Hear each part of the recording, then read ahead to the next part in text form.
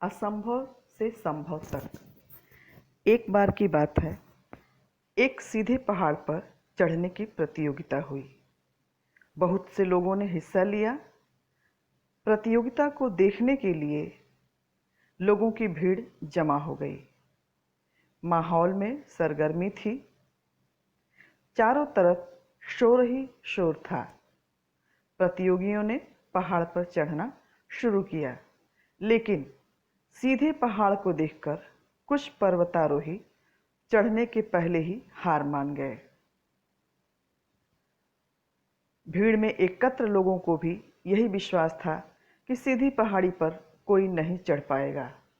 हर तरफ से यही सुनाई देता, अरे ये बहुत कठिन है, असंभव है, नामुमकिन है। ये लोग कभी भी सीधी पहाड़ी पर नहीं चढ़ पाएंगे। शिखर तक चढ़ने का और सफल होने का तो कोई प्रश्न ही नहीं उठता। यही हो भी रहा था। जो भी आदमी थोड़ी कोशिश करके पहाड़ी पर चढ़ने का प्रयास करता, कुछ ऊपर जाकर पुनः वह नीचे गिर जाता। कई लोग तो 2-3 बार गिरने के बाद भी अपने प्रयास में लगे हुए थे।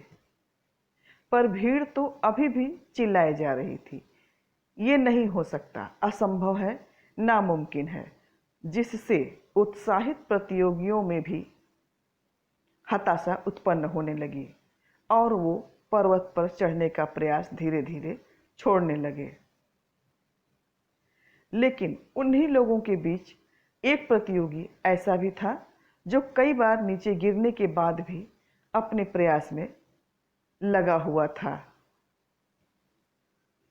वह लगातार ऊपर की ओर बढ़ता रहा और अंततः वह पर्वत पर चढ़ने में सफल हो गया और इस प्रतियोगिता का विजेता बन गया। उसके जीत पर सभी को बड़ा आश्चर्य हुआ। सभी लोग उसे घेर कर खड़े हो गए और पूछने लगे, तुमने यह असंभव काम कैसे कर दिखाया? तुम्हें इतनी शक्ति कहाँ से मिली? हमें भी तो बताओ।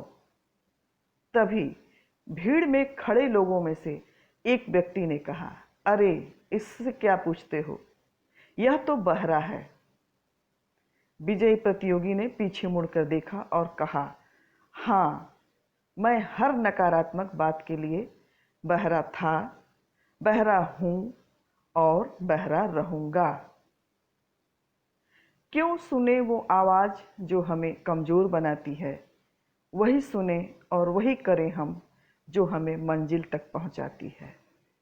मैं बहरा था, मैं बहरा हूँ और मैं बहरा ही रहूँगा। धन्यवाद। राज्य हिंदी संस्थान,